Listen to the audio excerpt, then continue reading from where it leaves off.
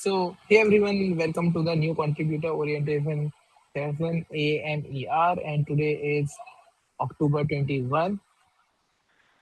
So, I'm very happy to see you all here. So, this this session will be a little bit different as we are trying out our new slides. So, if you have any feedback at the last, I will appreciate it. Also, a friendly reminder to follow the CNCF code of conduct, which basically came down to be respectful to everyone and uh, the if you have any questions, there's an Q&A session at the last, so feel free to ask at that time, and we are going to start now. So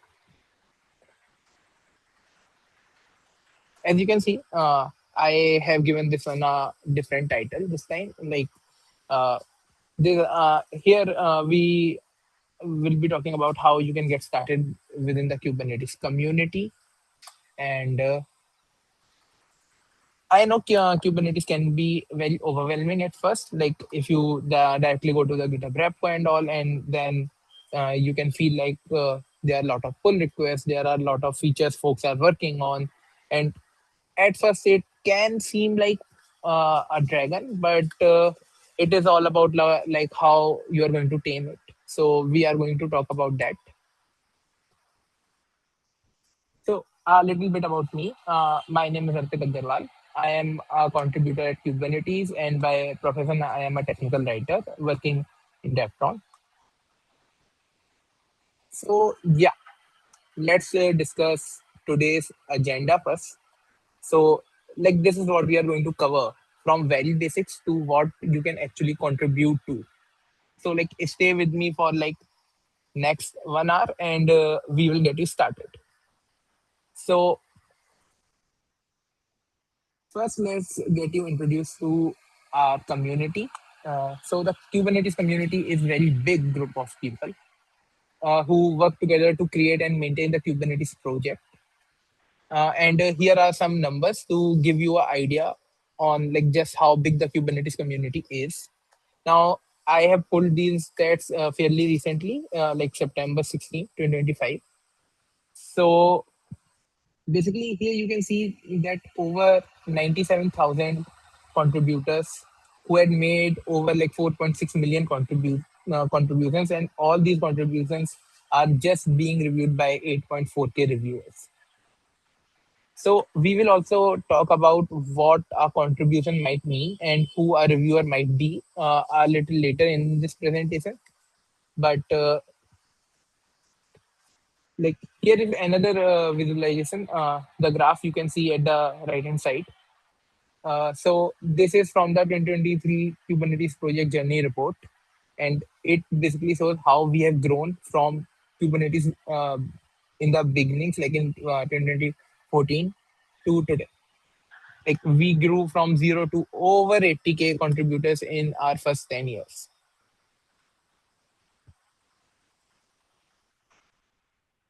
Now, now before like we deep dive into the community, some of you might don't know what Kubernetes is and what it does. So uh, let me simplify it for you. So Kubernetes is an open source project first thing, and open source basically means that it is made by people around the world, some of whom are being paid to work on it, but many of whom are volunteers. And uh, code of Kubernetes software is publicly available under an open source license that basically describes exactly who, when, and how the software and its code can be used. And the cool thing is that Kubernetes is the second largest open source project in the world after Linux.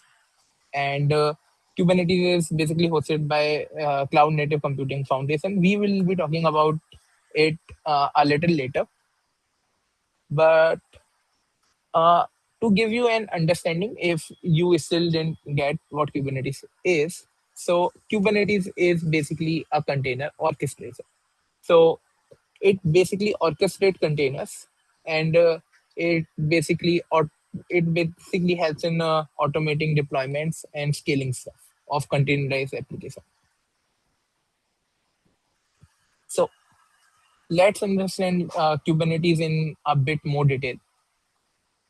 So like imagine a business, like businesses have a lot of apps they need to run.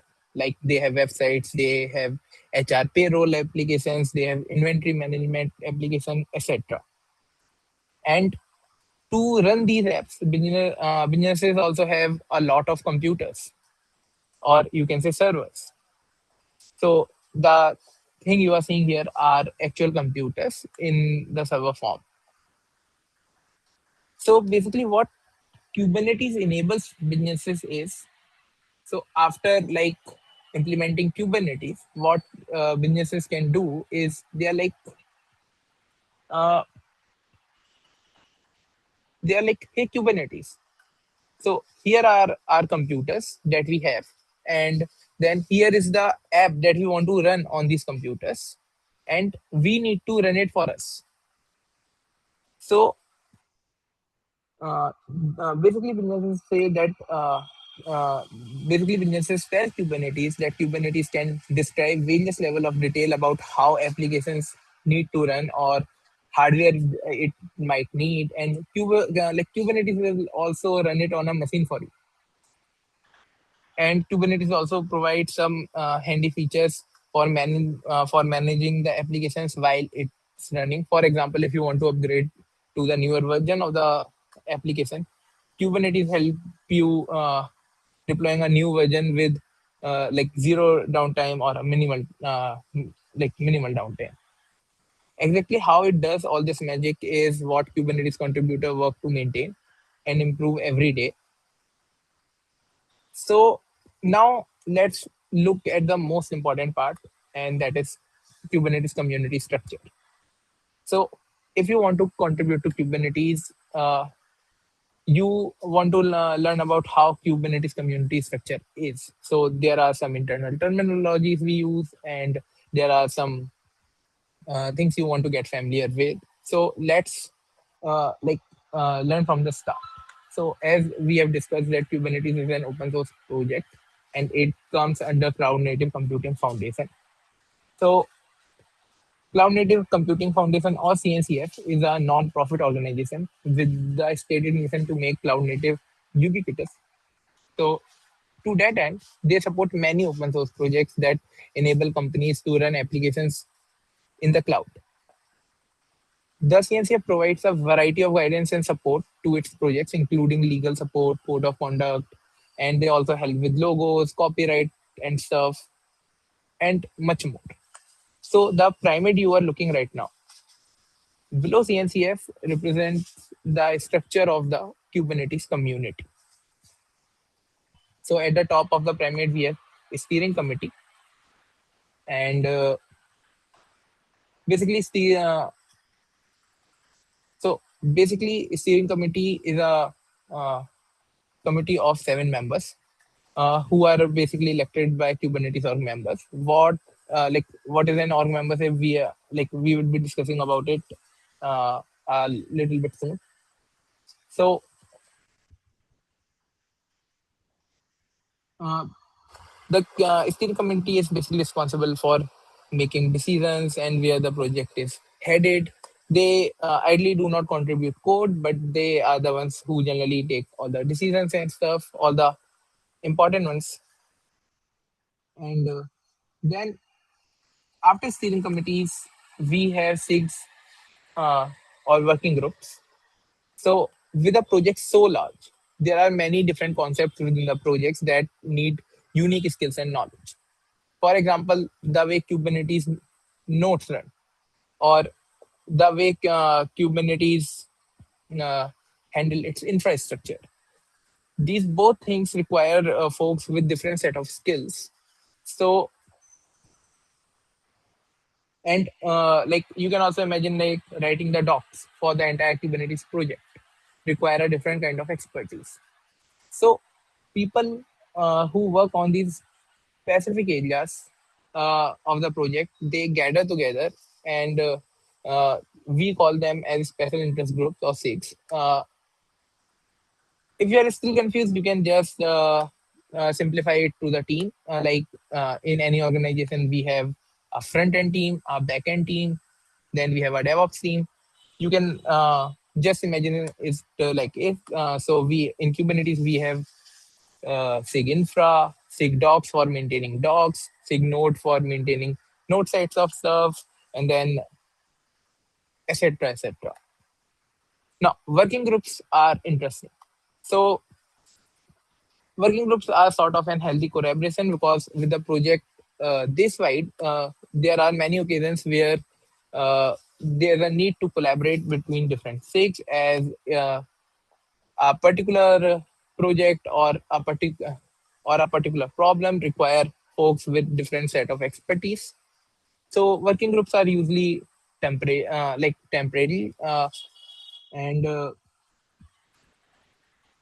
like they are created to address a specific issue, and like a specific issue which require attention from multiple SIGs. So folks from multiple SIGs came together and form a working group. uh, an interesting thing about working group is working group do not own any code, and working groups idea either dissolves and or either merges in a uh, sorry. So working groups are either completely dissolved after executing their task, or they get absorbed into a SIG. There's one more thing that there's a chance where a working group is converted into a SIG, which actually often occasionally. So those are working groups. So in a nutshell, what you can consider is SIGs are basically teams which work on different areas, and working groups are sort of a collaboration between teams for a specific issue where you require folks from different teams to come together and solve it.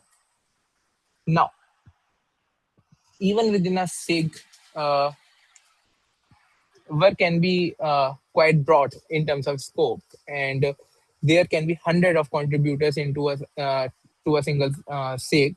So SIGs further break down into sub projects. Now, sub projects are basically created by SIGs, and then a particular SIGs work on each sub project.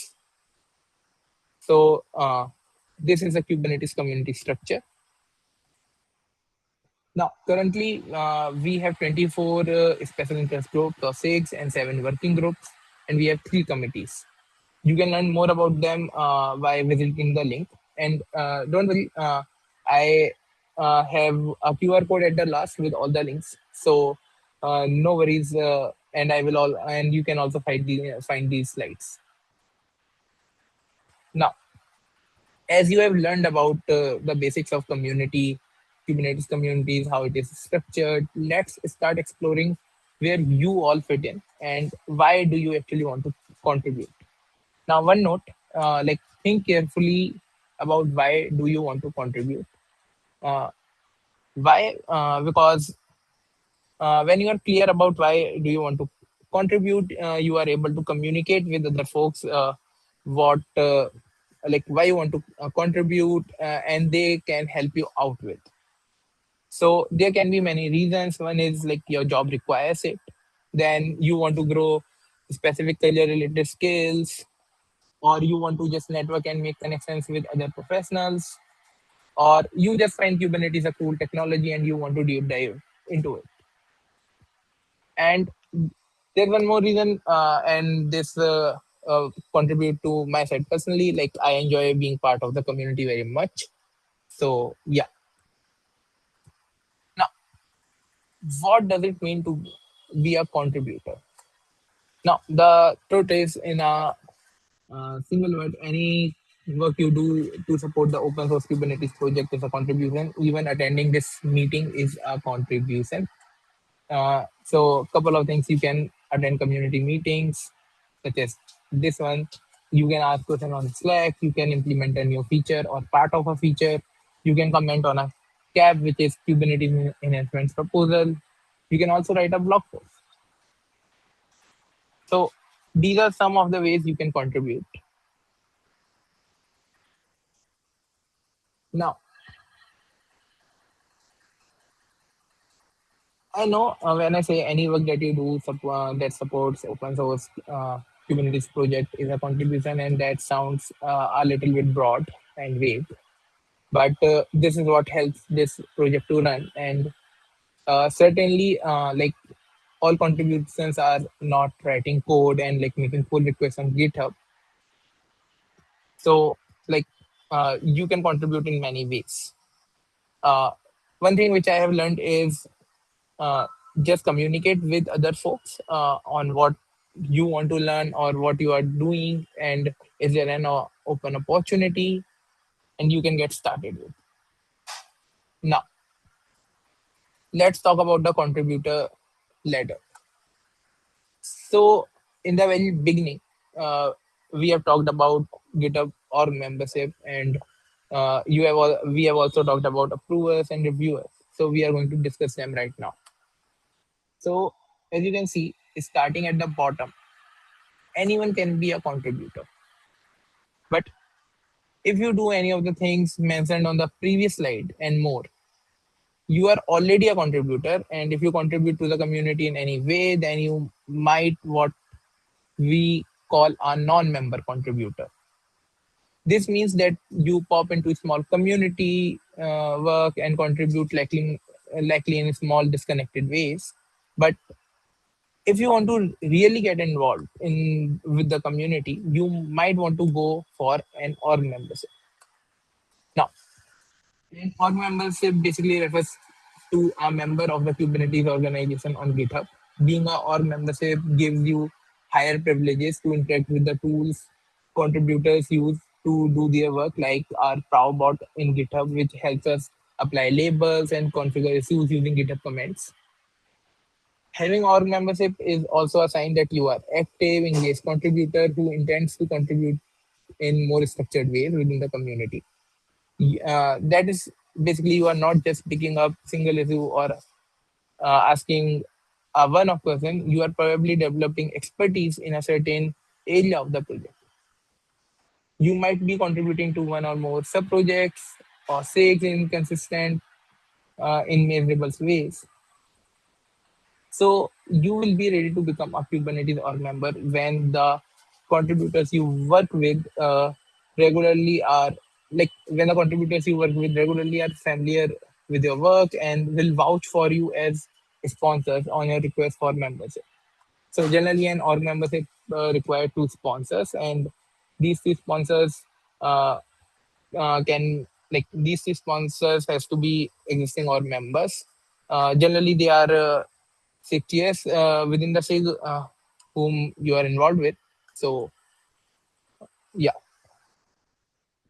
Now, beyond becoming an org member, there are increasing levels of trust, ownership, and responsibilities that you choose to pursue. So when you became a member, you might have enough knowledge to help review contributions or pull requests from other contributors. So that is when you became a reviewer. Eventually, you might be trusted enough to have the final say on whether some code is merged or not. Uh, and that is when you became an approver. Uh, Folks around you trust you, and you have proved your credibility to be an approver. And like if you become a strong expert in a specific area who is highly trusted and regarded for your expertise, you might take on new responsibilities.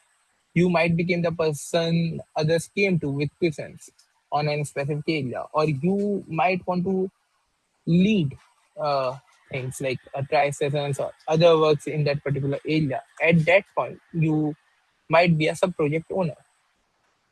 And like if you are an expert who starts leading things in that area, you might also take on responsibilities for various resources within the area and how they relate to other parts of the projects. For example, you might take responsibility for the README file, defining a whole subproject, which is uh, which is basically where people would go to learn about it. And you might become the contact person who tries requests from other parts of the project. At that point, you might be a sub project lead. And if you are leading a sub project, that's a considerable chunk of work within a SIG.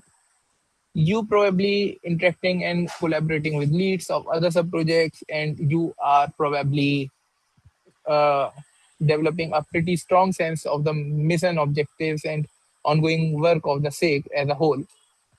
At that point, you may become a chair or a tech lead for an entire SIG.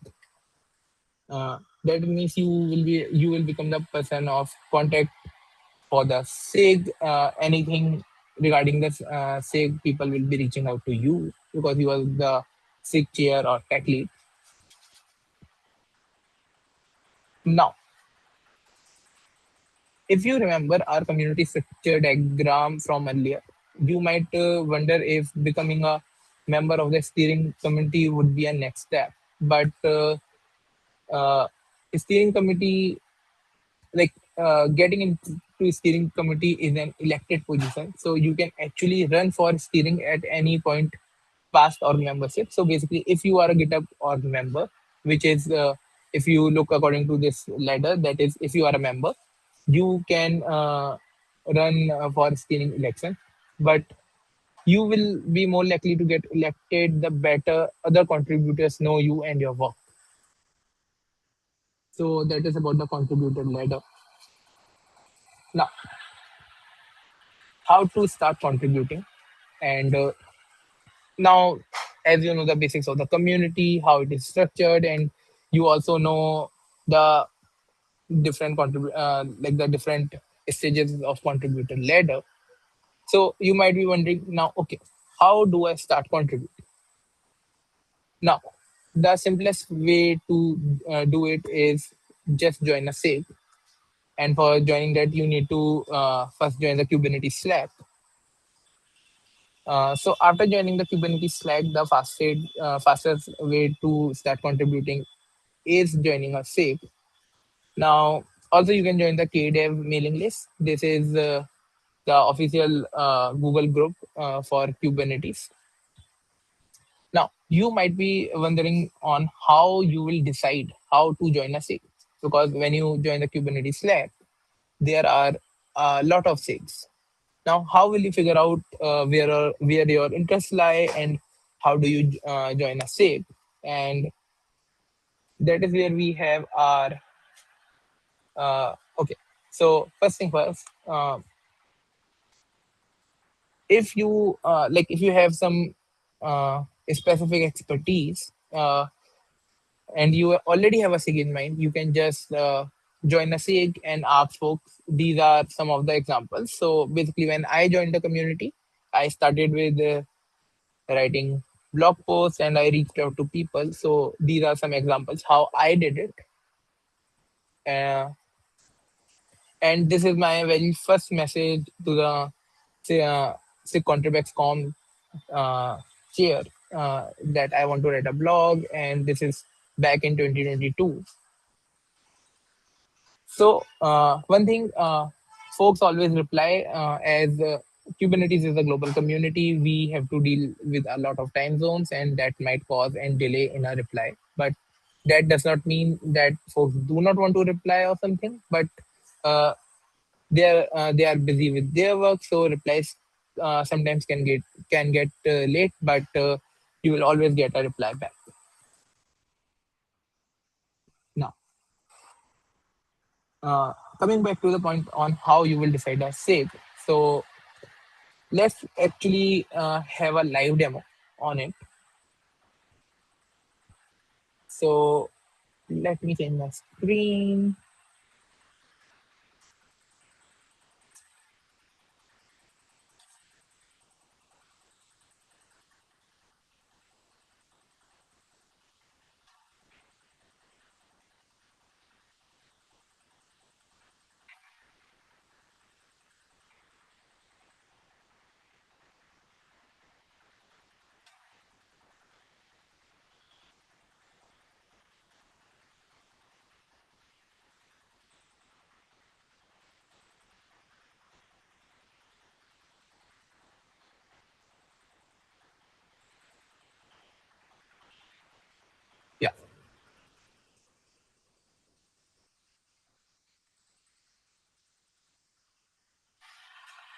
So I hope my screen is visible.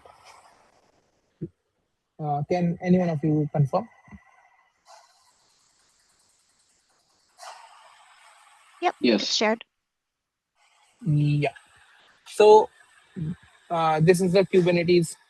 Uh, so this is the Kubernetes GitHub repo, and we are inside the community directory. So basically, this is the Kubernetes repo, and what you need to do, you need to uh, go to the community repo,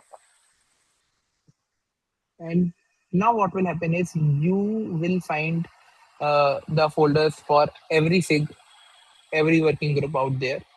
So if you want to search on what a particular sig does, you can have a look here. So let's pick one. Let's pick contributor experience, or let's say uh, I will pick like sig docs because that will be pretty easy for everyone to understand. So the first thing you will see is like a couple of code files that sig owns, but the main interesting thing is the readme. So basically, when you look at the readme, you will find a charter, and a charter is like a memo for every sig. You can just click on the charter and have a look on what sig docs do, what their scope is, and you can understand about them a bit more. And every sig has meetings. So how do you find the meeting timings and stuff? One way is to check out the README file, and they have listed all their meetings here with their specific time zones. You can also convert them to your time zone. Now, the next thing is leadership. Okay, we can talk about meetings more, I guess. So there are a couple of meetings, and if you want to understand what meetings should you attend, first thing you can actually ask in the Slack channel, like these are my interests, and if you find out like sig docs have quite a lot meetings, but if you're confused like okay, which one to uh, attend, you can actually ask in the Slack channel. Like you can just go to the sig docs and you can say them, hey, I am interested in this things. My interest lies here. So what meetings should I attend? And folks will be happy to tell you. And some of the meetings are also uh, in local time zones to cater multiple reasons. So you can figure out and decide.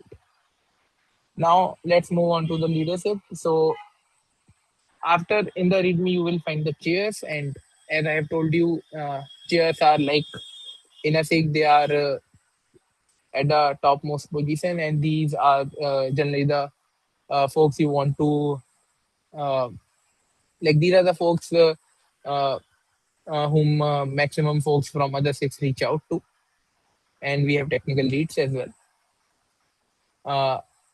Even these are the whole chairs leads and emirates leads.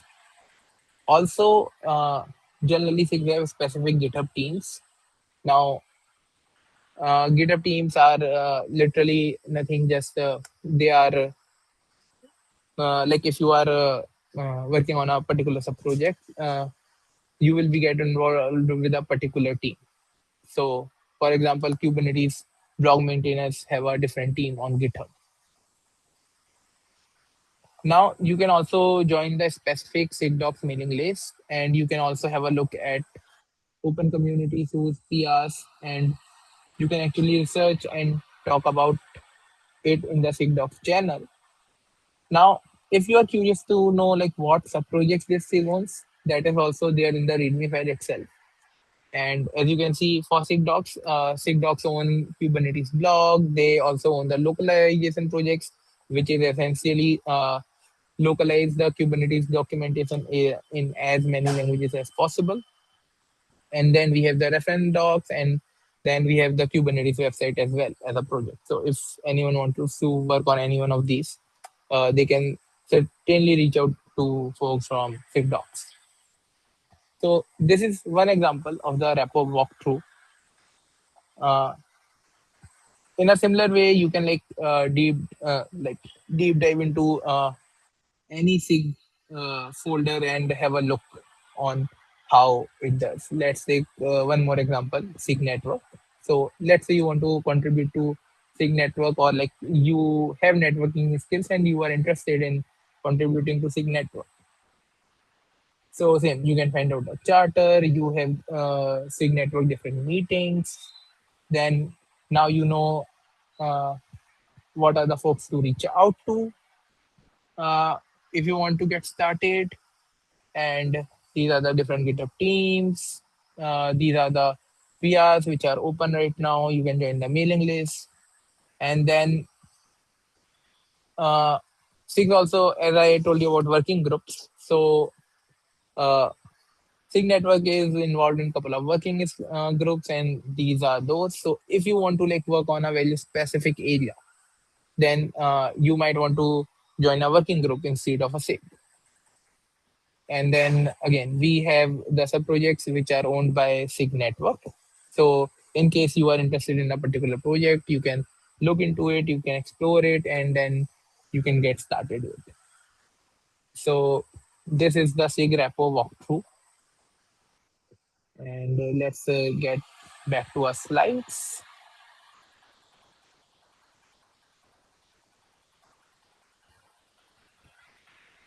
Now, after giving the SIG repo walkthrough, there are some evergreen opportunities which are always there in the community.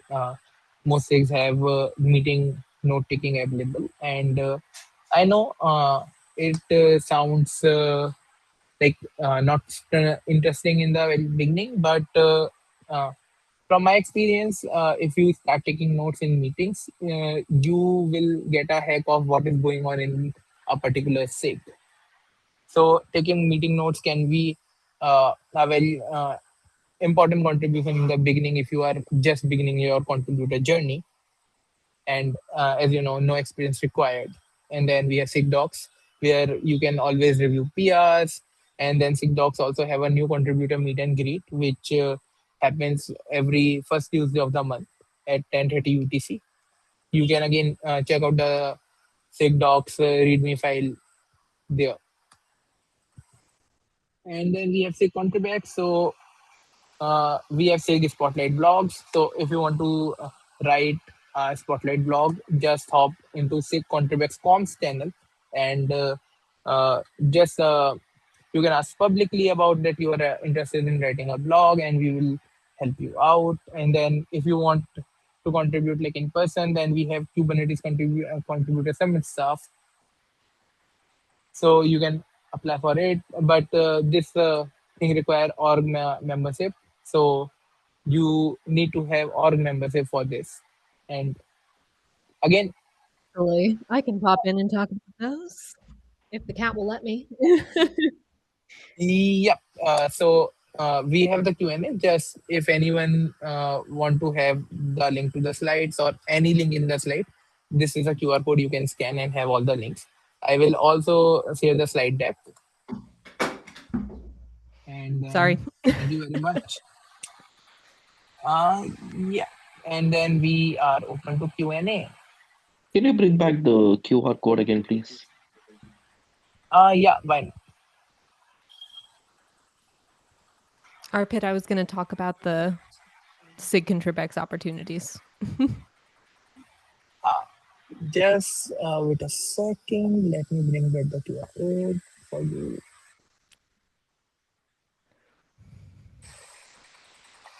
So yeah, here's the QR code. Arpit, I was going to talk a little bit about the SIG Contribex opportunities. Yep.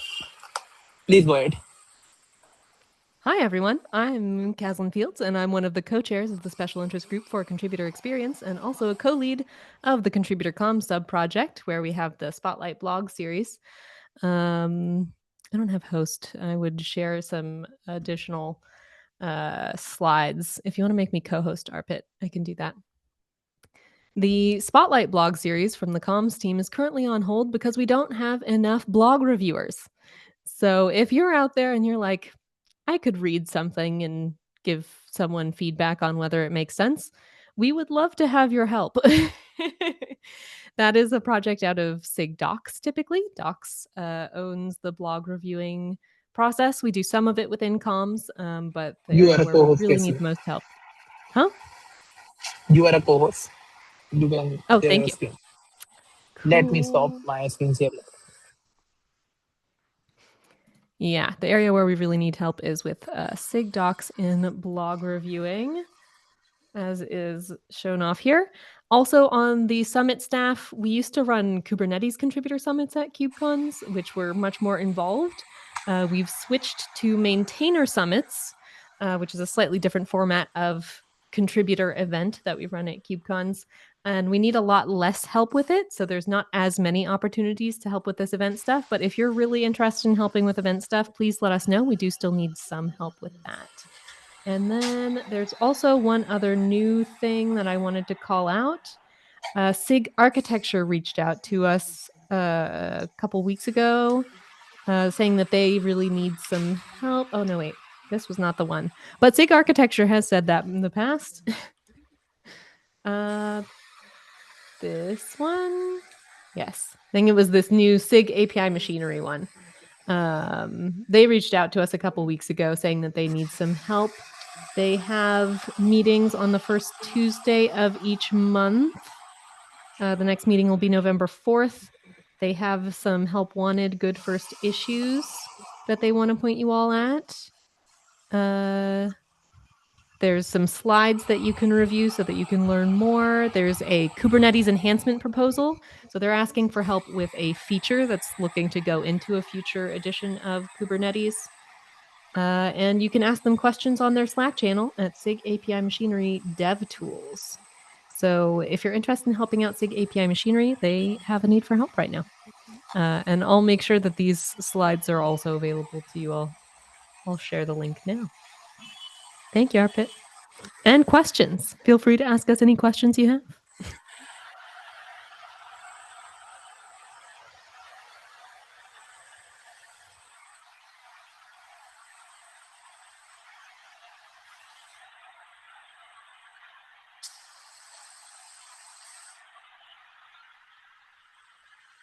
Is sponsorship something you typically ask for, or is that bestowed upon you after sponsors confer and decide you're worthy?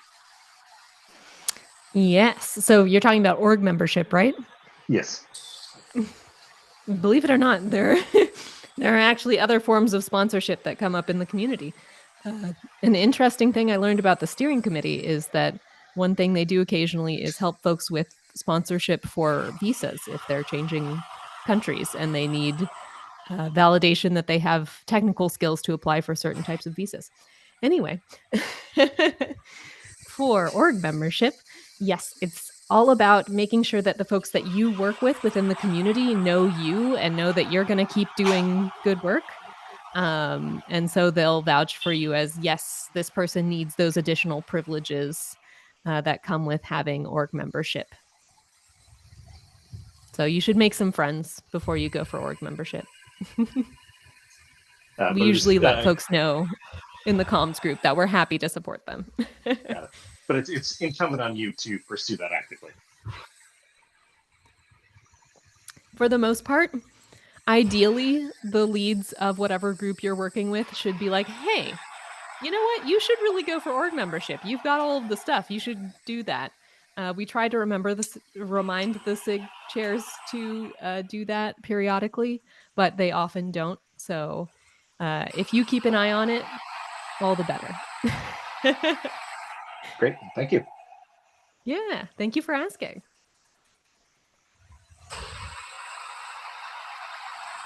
Anyone else have any questions? Arpit, your background is pretty noisy. Oh,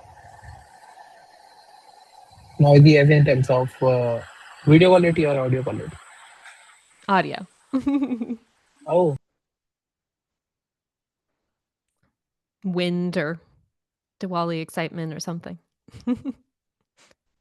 Anyone else have any questions ah, about getting yeah. started with contributing?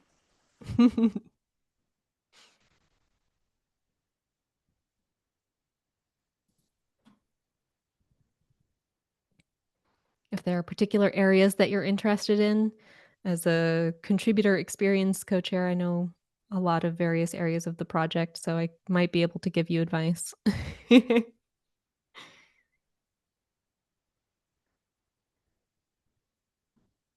Yeah, actually, I have one question. Am I audible? Yes, Like, go ahead. how can like beginner like me can get like exposed to the like underlying architecture or coding structure that has been developed by other maintainers or other contributors? Like, for example, I have to contribute to, let's say, SIG, CLI or anything. Like, how can I like get to know the convention and the code structure? I hope you like reading code. So, all of Kubernetes is open source. So, whether you're a contributor or not, you're welcome to peruse the source code. It is enormous and very difficult to figure out where to start. So, it's better if you have some kind of guidance. So, if you start getting involved with a SIG, each SIG has their own methodologies for how they approach how they code things and what decisions they've made in the past and which parts of the project they care about and which parts of the project they own and are active versus own and are stale. So, so I recommend getting involved with a SIG and asking them what are the resources that you recommend I start with if I want to learn about your area. If you try to learn the whole project and its source code, then I hope you write a book.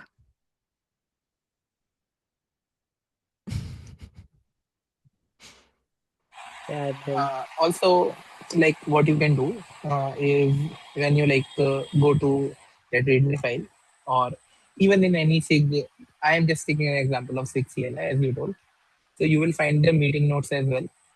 So you can actually look at all the meeting notes from the past, and you can just have an idea what that particular SIG is working on recently. So you have a vague idea of what they are working on, so you can just hop in, or in a very simple terms that will help you to ask right questions to them. Let's say you find out they are working on a particular project and you don't have any idea about it, at least you can ask to them like what does this project do, and you want to contribute. So that can help you get started. Meeting notes I just can be very helpful. I just thought of another tool that you could use. Meeting notes is a great suggestion, and also releases. If you check out the most recent release and look at which Kubernetes enhancement proposals became features in that release, a Kubernetes enhancement proposal is typically very well documented. It describes what they were trying to achieve, who's trying to achieve it, what parts of the code they're working with. So, looking at an enhancement proposal and how that process goes could be really interesting as a way to learn how the project works. But be aware that the Kubernetes enhancement proposal process is lengthy and quite involved. So, lots of people will be involved leading it, giving feedback on it, actually contributing code to it. But looking at a single Kubernetes enhancement proposal could teach you a lot about how the project works. Also, like if you are into development, I am giving a shout out to LWKD last week in Kubernetes development. That is basically an article, and the Kubernetes community run it. So I am also giving the link in the chat as well. So Good call, Arpit. Yeah. here you can find the sub projects updates and all, and then you can also find cap which are going on recently, and you will find developer news. What's so this is basically uh, article that is published every week, and this is like a daily weekly dose of news you can get around the Kubernetes community in a single article. So many folks use this, and you can also basically contribute to LWKD. you can just ask in the contributor, like contribux forms itself. That is also one thing you can contribute to if you are interested. Always interested in more help with LWKD. Any other questions?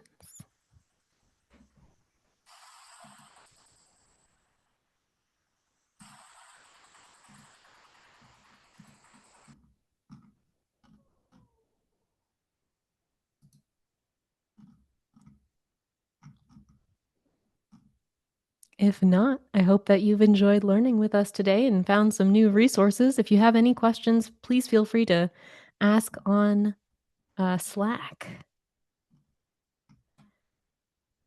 There's the new contributor, Kubernetes new contributors channel, where you're welcome to ask anything anytime. And also you can find me in SIG Contribx and SIG Contribx comms.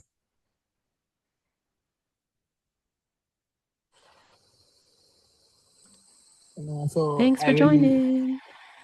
go ahead and stop the recording now. Bye bye, YouTube.